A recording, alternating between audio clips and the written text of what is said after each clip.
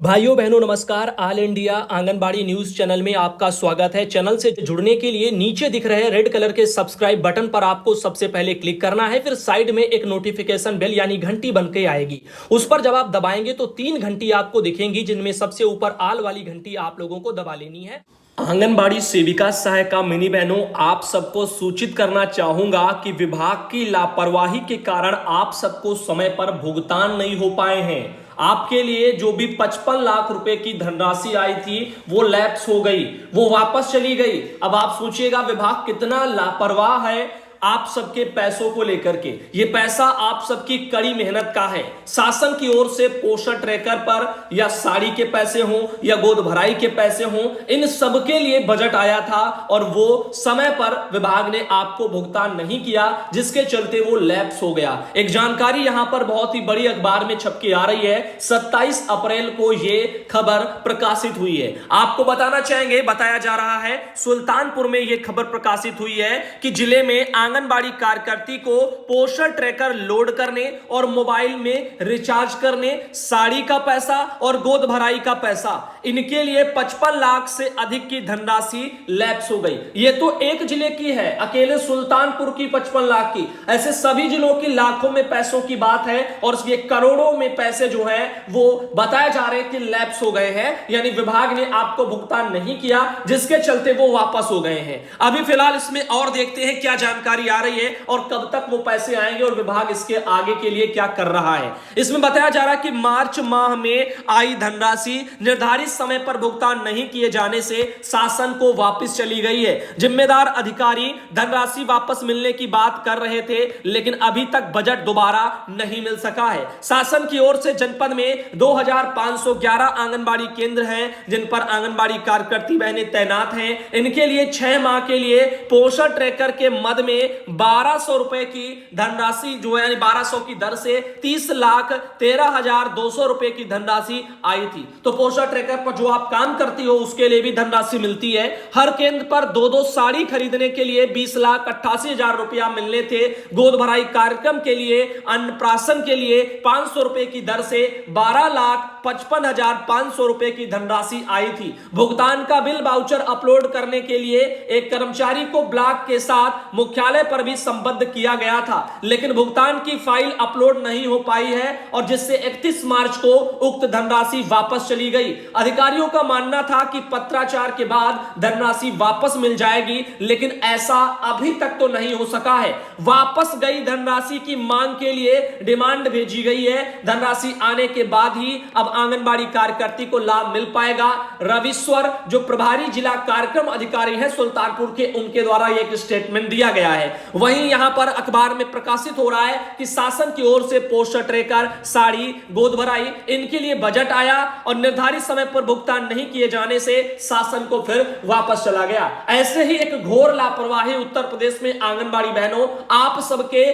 मानदेय को भेजने में भी विभाग जो है बरत रहा है। पिछले काफी लंबे समय से बहुत सी वर्कर बहनें हैं जिनका बैंक का विलय हुआ है, उनके पैसे भेजने में घोर लापरवाही बरती जा रही है। न जाने क्यों नवंबर से अभी अप्रैल जाने वाला है, इतना समय बीत गया और विभाग उनके खातों को अपडेट नहीं करवा पाया है। वहीं पर जिनका सब कुछ खाता ठीक भी है, बैंकों का विलय भी नहीं हुआ है, ऐसे लोगों को भी फरवरी माह से पैसा नहीं मिला है। और यहां पर आपको पता है इस समय ईद वगैरह जो भी है, जो सब चल रहा है, उसके पहले भी अभी नवरात्र आए थे, तो उसमें भी लोगों को एक भी पैसा उनके हाथों पर देखने को नहीं मिला। यानी त्योहार आते हैं चले जाते हैं, लेकिन पैसा विभाग जो है बहनों की मेहनत का उनको नहीं बेचता है। और ये घोर लापरवाहियां जो भी अन्य मदों में उनकी मेहनत के पैसे आते हैं, जिसके लिए वो खर्चा पहले ही कर चुकी होती हैं, जैसे मोबाइल का पैसा, कार्यक्रमों को मनाने के लिए पैसा, लेकिन विभाग उनको समय पर तो भेजने की दूर की बातें हैं, लेट लतीफ भी पैसे आते हैं, उनका भी भुगतान न करने पर वो पैसे वापस चले जाते हैं। इससे बड़ी घोर लापरवाही और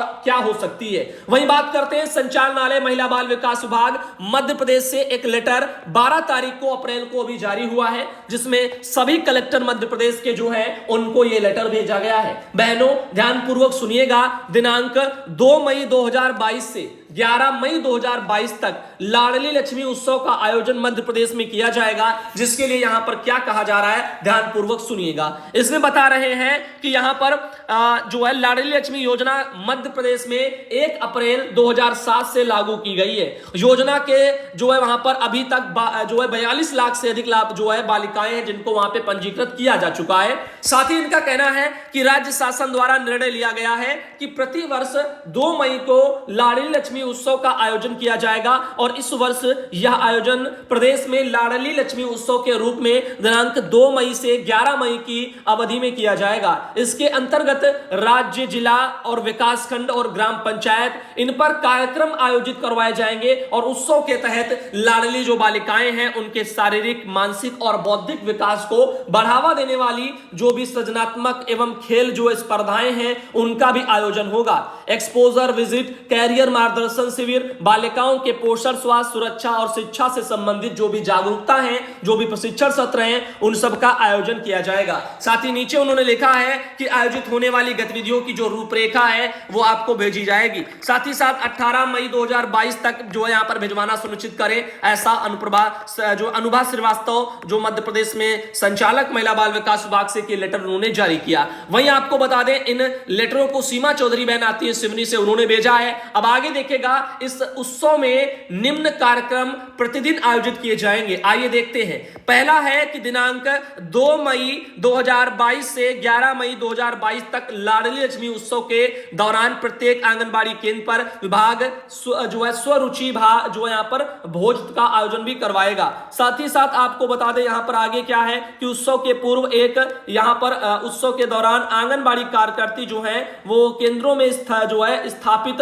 पोषण मटके के माध्यम से जन सहभागिता सुनिश्चित करेंगी और विभिन्न सामग्री वहां से प्राप्त करेंगी। साथ ही साथ यानी भीख मांगने वाला साफ शब्दों में आप कह सकते हो, क्योंकि मध्य प्रदेश में एक बहन ने अपनी समस्याओं को बताने के लिए यही कहा, बोली पैसे नहीं है, विभाग कह रहा है इस मटके में सामान भरो, अब सामान लोगों से मांग करके लाओ, थोड़ा थोड़ा करके और फिर भरो। अब ये भीख मांगने जैसे ही तो हो गया। अब इसके अलावा इसको आप क्या किस नजर से देखोगे। वही बात करते हैं 3 मई से 11 मई तक निम्नानुसार कार्यक्रम भी हों, जिनमें 3 मई को बता रहे हैं कि यहां पर अक्षय तृतीया होने से बाल विवाह रोको अभियान चलाया जाएगा। तो 3 मई को अक्षय तृतीया पर बाल विवाह रोको अभियान चलेगा। 4 मई को और 6 मई को ग्राम पंचायत स्तर पर होगा और 7 मई को 9 मई को विकास खंड स्तर पर होगा। 10 मई से और 11 मई को जो जिला स्तर पर होगा। वहीं 3 मई का आप देखिएगा आगे क्या लिखा है कि 3 मई 2022 को अक्षय तृतीया होने से समस्त ग्राम विकास खंड और जिला स्तर पर बाल विवाह रोको अभियान के तहत गठित अंतर विभागीय अपने अपने क्षेत्र में अभियान के अंतर्गत चिन्हित जो गतिविधियां हैं उनको क्रियान्वयन उनका करेंगे और सुनिश्चित करेंगे कि बाल विवाह ना हो, यानी जो छोटे छोटे बच्चे बाल विवाह कर लेते हैं वो ना हो। ग्राम पंचायत स्तरीय जो कार्यक्रम है उनके बारे में 4 तारीख को लिखा है।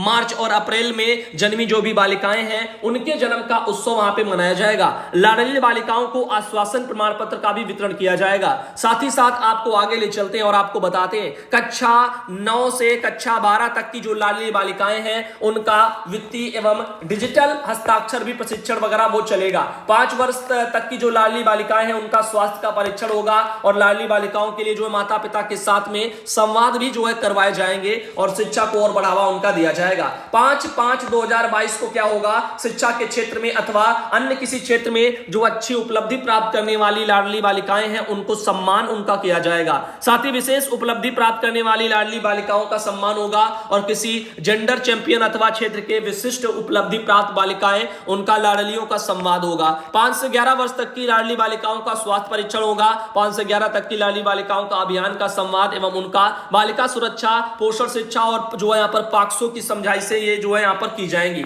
बाल उपयोगी फिल्मों का ग्राम पंचायतों में, आंगनबाड़ियों में प्रदर्शन भी करवाया जाएगा। वहीं 6 मई को लाडली बालिकाओं के लिए रुचि अनुसार खेल कूद प्रतियोगिताएं, रंगोली और स्लोगन, वाद विवाद, गायन, नृत्य, चित्रकला, इस तरह की प्रतियोगिताओं का आयोजन होगा। 11 वर्ष से अधिक आयु की जो बालिकाएं हैं उनके लिए यहाँ पर उनके स्वास्थ्य को लेकर के भी प्रशिक्षण किया जाएगा और इसी तरीके से उनको आयरन, फोलिक एसिड वगैरह सब जो है यहाँ पर दी जाएंगे एनीमिया की कमी के लिए। तो इस तरह से यहाँ पर ये कुछ लेटर आए हैं। वहीं आगे आपको बता दें एक और जानकारी आई है, मजदूर दिवस पर कार्यकर्ती बहनें खुद के उत्पीड़न के खिलाफ हुंकार भरने वाली हैं। ये मैनपुरी में एक खबर प्रकाशित हुई है। आंगनबाड़ी कार्यकर्ता सहायिका वेलफेयर एसोसिएशन की बैठक हुई है और उसी में बताया गया कि 1 मई को आयोजित होने वाले मजदूर दिवस को सफलतापूर्वक मनाए जाने की रणनीति यहां पे बनाई जा रही है। तो यहां पर गोला बाजार में बहनों ने यहां पे बैठक की है और सरिता साकी बहन जो जिला अध्यक्ष है उन्होंने अपने वहां पर जो है उन्हीं की मौजूदगी में कह सकते हैं कि बैठक कराई गई है और यहां पर इस तरह से कुछ रूपरेखाएं तैयार हो रही हैं। बताया जा रहा है कि यहां पर 81 कार्यकर्ता हैं, उनको मानदेय न मिलने वाले मामले को भी उठाया जाएगा। उन्होंने कहा है कि मजदूर दिवस पर कार्यकर्ता के उत्पीड़न की भी रणनीति बनाई गई है। इस तरह से वहां पर चीजें चलने वाली हैं। आगे बात करते हैं, आज का जो वीडियो है दोपहर का वो यहीं तक रखते हैं।